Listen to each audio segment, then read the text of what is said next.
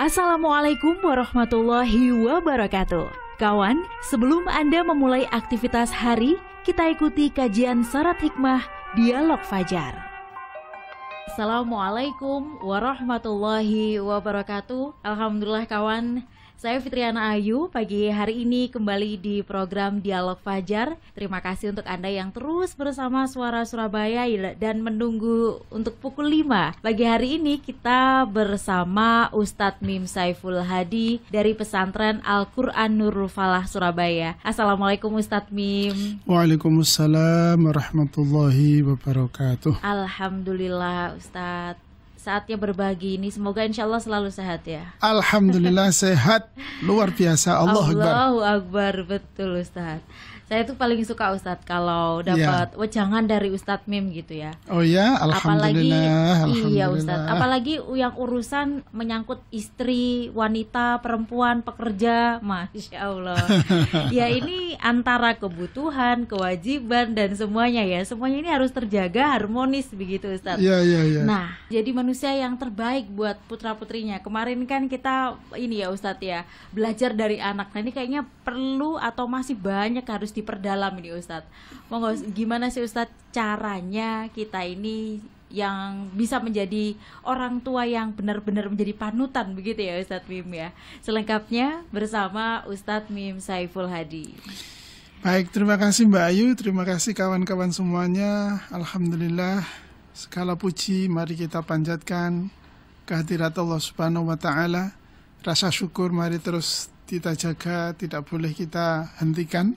Sepanjang waktu, setiap saat, dalam keadaan apapun, mari kita terus bersyukur.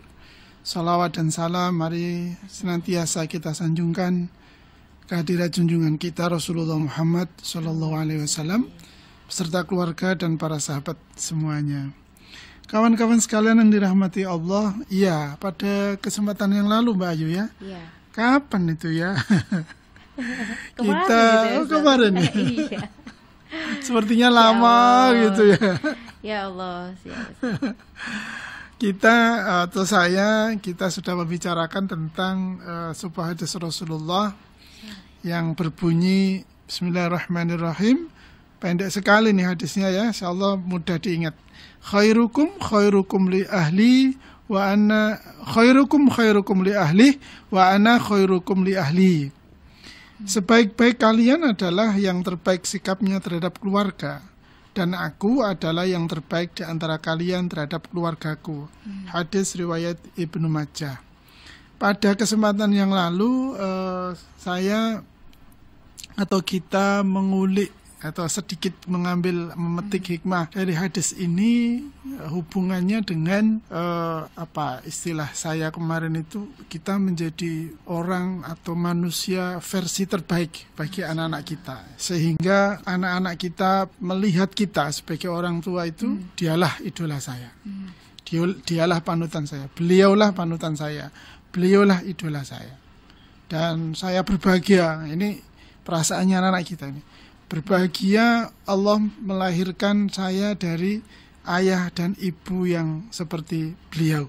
Nah, itu catatan penting yang harus menjadi istilah anak kita sekarang ini. Highlight ya, highlight ya. Bahwa jangan sampai orang tua ini tidak menjadi idola bagi anak-anaknya. Karena kalau kita tidak menjadi idola bagi anak-anak kita, lantas mereka nanti akan kepada siapa tokoh figur yang menjadi panutan dalam hidupnya. Kalau sampai mereka lebih mengidolakan orang lain, siapapun dia, tentu akan kehilangan kita ini sebagai orang tua. Kehilangan apa? Ya kehilangan hubungan yang sangat spesifik, sangat khusus, sangat fitrah, yaitu antara ayah dan anak. Idolakan seseorang yang tidak tahu mereka mengikuti nilai-nilai seperti apa, gaya hidup seperti apa, maka secara langsung ya, anak-anak kita akan dibentuk kepribadiannya, nilai-nilai yang diikutinya, sampai kepada pandangan hidupnya oleh orang-orang atau tokoh-tokoh yang menjadi idolanya. Nah, itu yang menjadi catatan penting bahwa setiap orang tua ya sudah seharusnya kan Mbak Ayu ya, Betul. menjadi idola bagi anak-anaknya. Saya sebagai guru yang sudah puluhan tahun memang merasakan betapa ya prihatin ya melihat murid-murid ini, anak-anak kita ini, ya kalau orang tua itu baik, orang tua itu ya baik ya, baik pokoknya, dengan berapa level kebaikannya itu, guru di sekolah pun akan sangat bergembira, bersukacita, bersemangat. Ya tetap bersemangat terus ya, tetapi maksudnya akan lebih mudah mengoptimalkan potensi-potensi yang mereka miliki. Tetapi ketika kita menjumpai, menemui, menerima, menghadapi, membersamai, ya Mbak Ayu ya, anak-anak yang lahir dari orang tua yang pola asuhnya salah, kemudian tata komunikasinya buruk, begitu ya, atau bahkan anak-anaknya menjadi apa ya, pelampiasan ya, hal-hal yang tidak tercapai sebelumnya, dibalas dendam itu ya, kepengen jadi apa namanya apa reporternya SS nggak bisa misalnya gitu ya. Ya Allah. Anaknya kemudian dalam tanda kutip diarahkan, dipaksa ya. Iya, dipaksa tanda kutip gitu. Iya, dipaksa. Apa yang terjadi ya, tentu ada penolakan dari anak kita. Iya. Nah, ini hal-hal yang, atau mungkin ada orang tua itu yang apa ya, menjadikan anaknya ini gaya hidupnya dia. Jadi apa-apa yang menjadi apa ya, daftar apa namanya, gengsi itu ya. Iya. Meskipun itu niatnya baik ya Ustadz, kan maksudnya kita sudah tahu begitu, katakanlah wah menjadi reporter itu baik gitu, tapi ketika ada penolakan itu juga salah ya Ustadz, meskipun niatnya baik, intinya begitu. Benar ya. Semua keinginan kita kan pasti menjadi kepingin yang baik ya. Masa ono sih orang tua mencita-citakan anaknya jadi pencuri itu ya, betul. Jadi koruptor, kan ada ya. Nggak ada Ustadz. Iya. Ya nah, tetapi kan tidak semua anak kita atau menjadi atau memiliki potensi atau memiliki apa namanya ya potensi ya, modalitas belajar yang cukup sehingga mereka berpeluang besar untuk sukses di bidang tersebut. Nah, ini kan penting ya. Nah, kemudian yang sesungguhnya penting adalah bagaimana kita orang tua menjadi idola bagi anak-anak kita. Nah, ini ada sebuah tips yang Rasulullah tunjukkan kepada kita ya. Sederhana sekali. Bismillahirrahmanirrahim. Saya langsung sampaikan ini sabda Rasulullah Muhammad SAW. Qabbalan Nabiyya sallallahu alaihi wasallam Al-Hasan bin Ali wa indahu Al-Aqra ibnu Habisin At-Tamimi jalisan faqala Al-Aqra inna li asharatan minal waladi ma qabbaltu minhum ahadan fanadhara ilaihi Rasulullah sallallahu alaihi wasallam thumma qala man la yarhamu la yurham. Nabi sallallahu alaihi wasallam mencium Al-Hasan bin Ali. Hasan merupakan cucu Nabi sallallahu alaihi wasallam. Dan di sisi Nabi ada Al-Aqra bin Habis At-Tamimi yang sedang duduk. Maka Al-Aqra berkata, aku punya 10 orang anak. Tidak seorang pun dari mereka yang pernah aku cium. Maka Rasulullah SAW melihat kepada Al-Aqra lalu beliau bersabda, barang siapa yang tidak menyayangi, dia tidak akan disayangi. Hadis riwayat Bukhari dan Muslim. Ini kata kunci yang pertama Mbak Ayu. Kalau kita mau jadi idola dari anak-anak kita, yang pertama adalah menyayangi. Menyayangi itu konteksnya tentu positif. Dan penting memberikan atau mengungkapkan rasa sayang itu untuk membangun hubungan cinta antara kita dengan anak-anak kita. Tapi jangan salah kaprah ya, ini ya na'udzubillah min dzalik. Kemarin ada beberapa waktu ada berita sampai orang tua ya na'udzubillah min dzalik.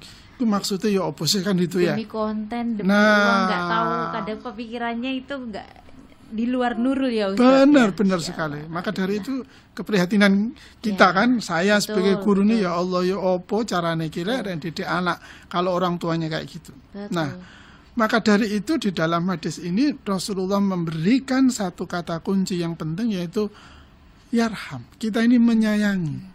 Menyayangi itu bentuknya kayak apa? Yang paling konkret ya kita lihat saja. Seorang ibu mengandung ketika hamil, ketika seorang ibu itu hamil atau mengandung, apa yang dirasakan oleh ibu? Pasti ketidaknyamanan. Itu ya Mbak Ayu ya, nggak enak, nggak nyaman, pokoknya nggak enak lah. Tetapi apakah ibu itu kemudian membenci bayi atau yang ada di dalam rahimnya itu? Kemudian berhenti makan, kemudian menyakiti dirinya sendiri? Kan tidak. Kalau dia melakukan sesuatu yang membuat sang janin itu tidak sehat atau kemudian ya tidak baik, tentu orang akan langsung mengatakan, kamu tidak sayang kan? Artinya apa? Bahwa apa yang kita berikan, apa yang kita lakukan kepada anak kita, memastikan bahwa hasilnya atau akibatnya mereka menjadi tumbuh lebih baik. Tumbuh dalam arti sosial, tumbuh dalam arti akademik, tumbuh dalam arti fisik, tumbuh dalam arti psikologis, itu ya. Begitu seterusnya lah. Ya, kalau dalam istilah parenting nanti kita ketemu dengan tumbuh kembang istilahnya ya. Nah, ini kata kunci yang pertama, bahwa kita menyayangi. Sehingga segala hal yang kita lihat kurang dari anak kita, maka kita akan menerima mereka dengan apa ya istilahnya, ya apa adanya. Ya kan banyak atau sebagian orang tua melihat anaknya tetangga, anaknya saudara, kemudian dia menggambarkan atau menyamakan anaknya seperti anaknya tetangga. Anaknya tetangga yang nilai akademiknya 100 semua, sementara anaknya nilai akademiknya hanya 60 misalnya. Kemudian dia mengatakan, kok nggak bisa seperti dia, 100 gitu. Kan pada saat itu anak kita kan terluka. Kenapa dia kenapa nggak bisa saya itu? Saya 60, 100 kan teman saya, kan itu. Nah, ungkapan yang maksudnya baik kan pasti Mbak Ayu ya. Tapi itu tidak dengan kasih sayang. Kenapa? Karena ketika ungkapan sayang ini kita tunjukkan, kita lakukan, maka akan mendorong, akan menumbuhkan kebaikan pada anak-anak itu. Bukan malah menimbulkan kebencian. Nah, ini penting sekali. Kenapa? Contoh yang ditunjukkan Rasulullah itu mencium coba. Ketika anak kita ini, ketika kita mencium anak kita, apa sesungguhnya yang terjadi?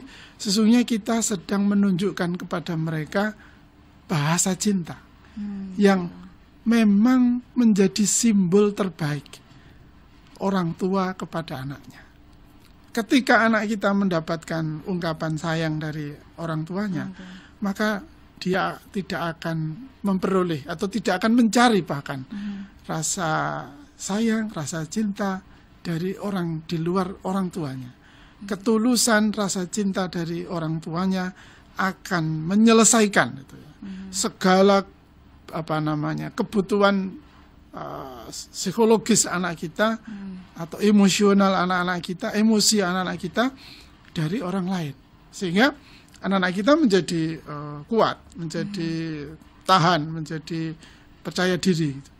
Sementara kalau kita tadi membuat anak-anak kita ini tidak memperoleh cukup kasih sayang dari kita, orang tua, maka jangan menyesal kalau kemudian anak-anak kita mencari kasih sayang dari orang lain selain diri kita, dan itu pasti sangat sakit, sangat sakit Mbak Ayu.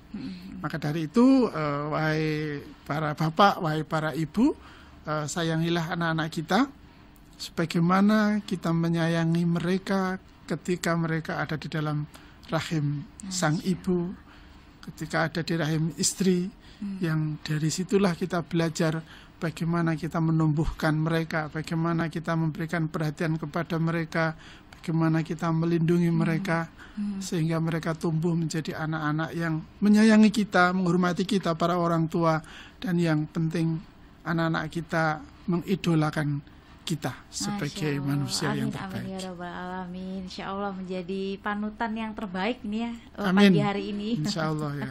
Untuk para ibu dan juga para ayah yang mendengarkan Dialog Fajar pagi hari ini. Demikian juga saya Fitriana Ayu dan juga Ustadz Mim Saiful Hadi pamit ya. Wassalamualaikum warahmatullahi wabarakatuh. Waalaikumsalam warahmatullahi wabarakatuh. Program Dialog Fajar yang baru Anda simak kerjasama Suara Surabaya dan Pesantren Al-Quran Nurul Falah Surabaya, lembaga dakwah yang amanah, profesional, dan berbasis Al-Quran. Pesantren Nurul Falah mencetak guru-guru Al-Quran dengan metode tilawati dan tahfidz Al-Quran. Informasi dan pemberian donasi hubungi 031 828 1278 atau nurulfalah.org. Wassalamualaikum warahmatullahi wabarakatuh.